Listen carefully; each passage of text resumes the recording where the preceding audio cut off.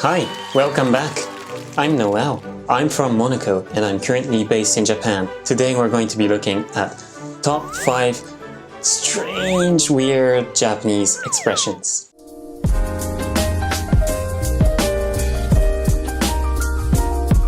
For those of you who are new to this channel, my name is Noël. I speak English, French, Japanese, Monegasque, Korean, and I'm currently studying Italian. But in this video, I'll be using English as the main language. So for those of you who prefer other languages, please turn on the subtitles. Let's get started.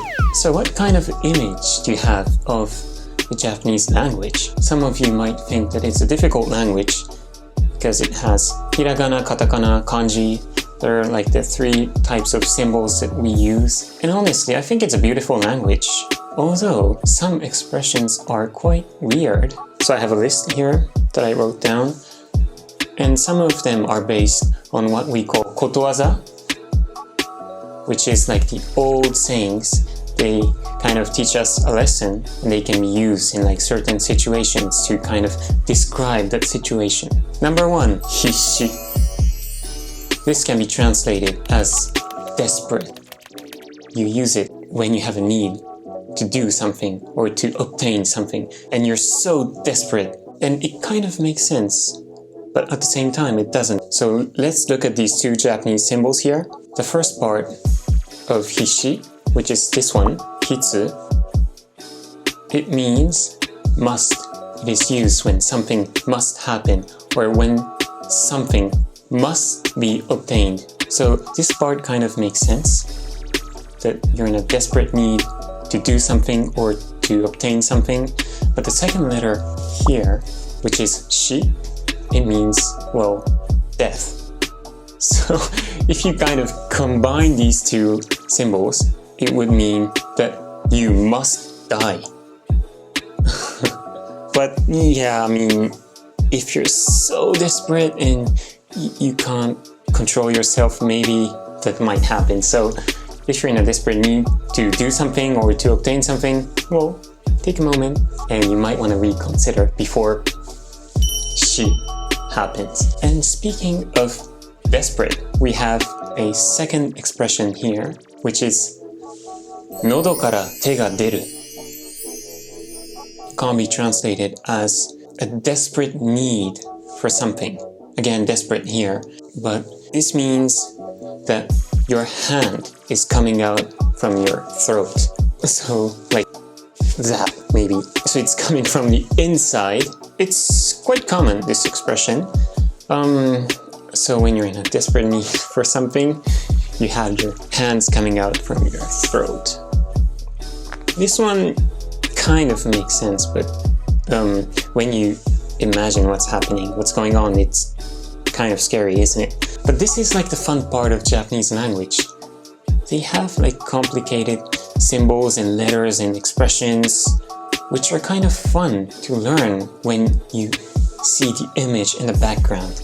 So moving on to the third expression, which is shirinugui.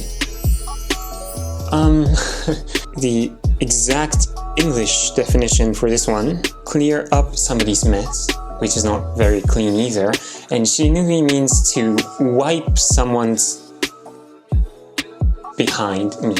Well, you know what I'm talking about. So it means like you're taking care of like someone when that person kind of made a mistake. So to clean up a mess, yeah, but to wipe that, yeah. I think we also understand what the person wanted to say, but couldn't that person use like a cleaner set of words to express the situation?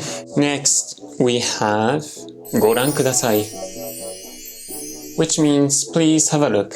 It is used in almost every single shop in Japan. You might think there's nothing weird to this expression.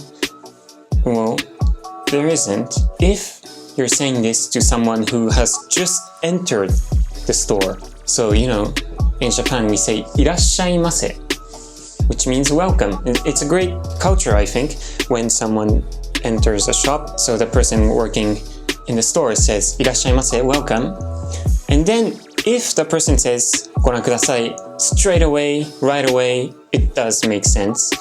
But ご覧ください is used afterwards. So the customer walks into the store, he starts looking, let's say it's a clothes shop. So the person's having a look, some coats or sweater, I don't know. And that's when ご覧ください is used. Please have a look. Do you get it? The customer's already looking. I really don't get it. Like, ご覧ください Please have a look. Well, we're already looking at it. It's like a thing nobody doubts. We must say because it's in like the working manual. I mean, oh sorry, I kind of exaggerated, but that's how it works. A person who works in a certain store or shop is almost obligated to say ご覧ください at a certain point.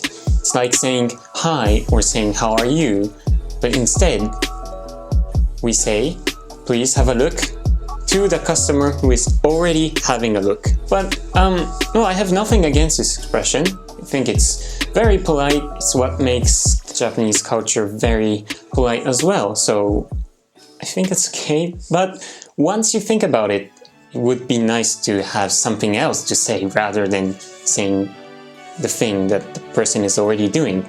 Well, that's just my point. Next, we have 目の中に入れても痛くない.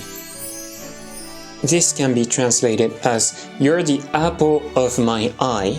And this expression 目の中に入れても痛くない is used usually for a child from the point of view of a parent. So parents say 目の中に入れても痛くない means that their child is so cute, so pretty, beautiful that it wouldn't even hurt if they had them inside their eyeballs, which we can all agree that it should hurt. Just by imagining it, it hurts, it really hurts. But well, that's love, you know. The child is so cute, so pretty that even if you had the child inside your eye, it wouldn't hurt. Would it not? Okay. What did you think of it? So, these are the top 5 expressions that I thought was weird. I don't know what you thought about it, and I'm very curious to know your opinion, so please let me know in the comment section below. And if you want to see more of these videos, you know, speaking of languages, it doesn't have to be Japanese.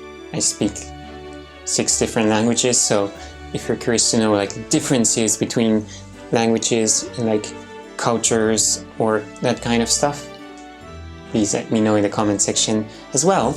And it really helps if you could hit the like button and subscribe to my channel if you still haven't. Well, this is pretty much it for today. Thanks for watching and see you in the next video. A bientôt!